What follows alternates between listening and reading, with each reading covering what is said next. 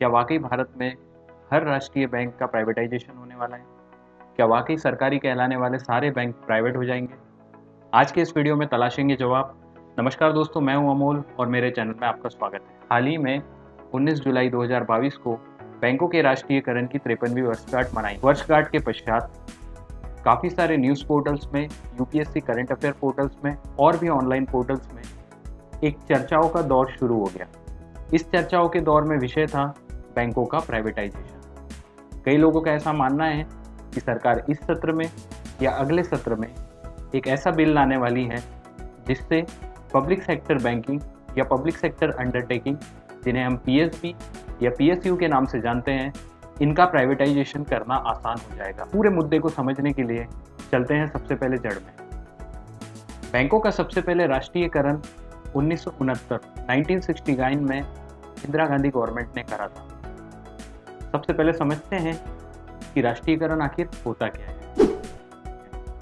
राष्ट्रीयकरण का अर्थ होता है किसी भी देश या राज्य की सरकार जब किसी भी प्राइवेट उद्योग या प्राइवेट एंटिटी को अपने कंट्रोल में ले आती है तो उसे उस एंटिटी का राष्ट्रीयकरण कहते हैं।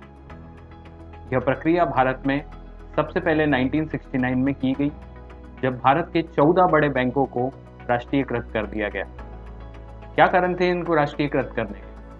आइए एक नज़र डालते हैं सबसे पहले कारणों।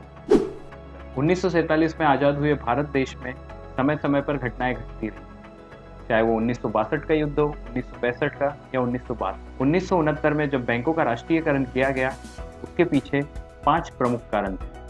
सबसे पहला कारण था भारत 1962 और 1965 की 2 जंग झेल चुका था, जिसके कारण उसकी वित्तीय स्थिति खराब होती जाए। वहीं ये सारे बैंक एक विशेष क्षेत्र में कार्य कर रहे थे, जिसके कारण इसका नियंत्रण कुछ प्राइवेट एंटिटीज के पास था। इनको कंट्रोल करने वाले बोर्ड में परिवारों का दबदबा था, जिसके कारण 1951 से 1958 तक जितना भी कर्ज भारत में बांटा गया, महज उसका 2% ही ग्रामीण क्षेत्रों में या कृषि उपयोगी कार्यों को दिया गया।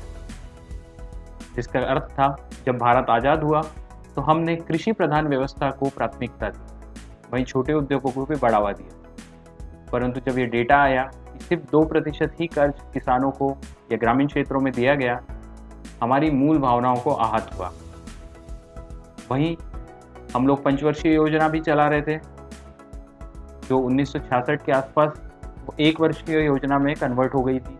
उसका भी मुख्य कारण यही था कि वित्तीय स्थिति भारत की उस समय अच्छी नहीं थी। उसके बाद अगले कारण की बात करें तो इरेगुलरिटीज़ काफ़ी ज़्यादा उस समय हो रही थी, जो इन बैंकों के द्वारा हो रही थी, इनके जो बोर्ड मेंबर्स थे उसके द्वारा हो रही थी। तो गवर्नमेंट ने डिसाइड किया कि इन बैंकों का नेशनलाइजेशन करते हैं, और फर्स्ट फेज में 1969 में 14 बैंकों का नेशनलाइजेशन हुआ।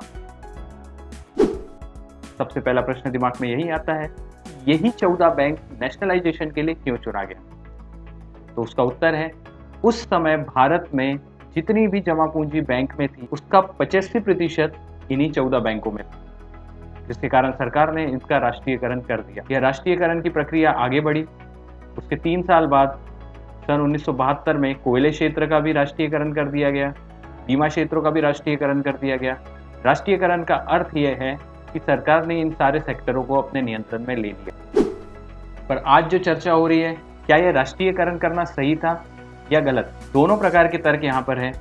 कई लोग मानते हैं कि राष्ट्रीयकरण करना सही था, कई लोग मानते हैं कि राष्ट्रीयकरण एक गलत फैसला था। आज हम दोनों के तथ्यों को इवेलुएट करते हैं। सबसे पहले चलते हैं क्या राष्ट्रीयकरण करना सही था कहने वाले क्या कहते हैं वो जानते हैं। राष्ट्रीयकरण से 1969 में जो ब्रांचों की संख्या भारत में महज 8000 कुछ थी, वो 1979 आते तक 30,000 के आसपास पहुंच गई। 115 करोड़ का ऋण केवल ग्रामीण क्षेत्रों में बटा था, वो सीधे सीधे 3000 करोड़ का हो गया। ग्रामीण क्षेत्रों में जो जमा पूंजी बैंकों में रखी जाती थी, उसमें भी भारी वृद्धि हुई। तो सरकार की जो नीति थी वित्तीय समावेश, ताकि इंक्लूसिव फाइनेंशियल इंक्लूजन जिसको हम लोग कहते हैं, ताकि फाइनेंशियल इंस्टीट्यूट के फ्लो में मैक्सिमम से मैक्सिमम लोग आ जाएं, अपने पैसों को घरों में ना रखें, बैंकों में रखें। ये सरकार की सोच उस समय थी। तो ये तर्क दिया गया कि राष्ट्रीयकरण जो था वो बिल्कुल सही था। परंतु अब कई लोगों ने इस इसके विरोध में भी तर्क देना शुरू किया। आइए अब विरोध वाले तर्कों को जान लेते हैं। राष्ट्रीयकरण होने के कारण भारत में तो वैसे ही बंद अर्थव्यवस्था थी। 1991 के बाद हम लोगों ने एलपीजी ला करके भारत में उदारीकरण शुरू किया। उसके पहले भारत एक बंद वित्तीय अर्थव्यवस्था थी, क्लोज्ड इकोनॉमी, जिसके कारण अगर यदि आपको यहाँ बिजनेस भी करना था तो लाइसेंस लेकर के करना होता था। अब जैसा सरकार सोच रही थी कि सरकारी होने के कारण बैंकों के फंक्शन ईजी हो जाएंगे, बैंक इजीली फंक्शन कर पाएंगे, बैंकों में काम सुचारू रूप से चलता रहेगा, हुआ इससे उलट। परफॉर्मेंस ऑडिटिंग वहाँ पे मिस हो गई। बैंकों के कर्मचारियों को परफॉर्मेंस को किसी ने चेक ही नहीं किया, ना ही चेक किया और ना ही उनके द्वारा बांटे गए ऋण को चेक किया, जिसका परिणाम यह हुआ कि जो नॉन परफॉर्मिंग एसेट्स थे, मतलब जो लोन बांटा गया, वो वापस आने की कंडीशन में नहीं था, उसे ही नॉन परफॉर्मिंग एसेट्स कहते हैं। काफ़ी सारा पैसा एनपीए के द्वारा सरकार का डूब गया। जब सरकारी बैंक में फंक्शनल हो रहा था तो किसी पे जवाबदेही तो बनती नहीं थी। वही रिजिम लंबे समय तक चलाया, जिसका परिणाम यह हुआ कि जनता की ये सोच हो गई कि ये तो सरकारी बैंक, कई लोग लोन लेते हैं, लोन ही वापस नहीं कर रहे हैं, कार्रवाई चल रही है। तो ये जो टैलेंट और परफॉर्मेंस ऑडिटिंग है कि उनके परफॉर्मेंस बेस पे काम नहीं हुआ, जिसके कारण हुआ ये कि 2014 में तत्कालीन आरबीआई गवर्नर रघुराम राजन ने नायक साहब की अध्यक्षता में एक समिति बनाई। नायक समिति ने यह बताया कि वित्तीय बैंक घाटे में क्यों जा रहे हैं। उसका सबसे बड़ा कारण है स्टाफ का प्रॉपर नहीं होना। बैंकों में स्टाफ प्रॉपर नहीं है, जो काम उनको करना चाहिए वो नहीं कर रहे, प्रतिस्पर्धा की कमी है, कंपटीशन नहीं है। वहीं 2020 में बैंकों के राष्ट्रीयकरण की एक आर्थिक समीक्षा की समिति बनाई गई, जिन्होंने बताया कि जो टैक्स पेयर अपना पैसा बैंकों में डालते हैं, अगर मैं 1 रुपये सरकारी बैंकों में डाल रहा हूं तो उसकी जो वैल्यू रह जाती है वो सिर्फ 70 पैसे या 71 पैसे रह जाती है।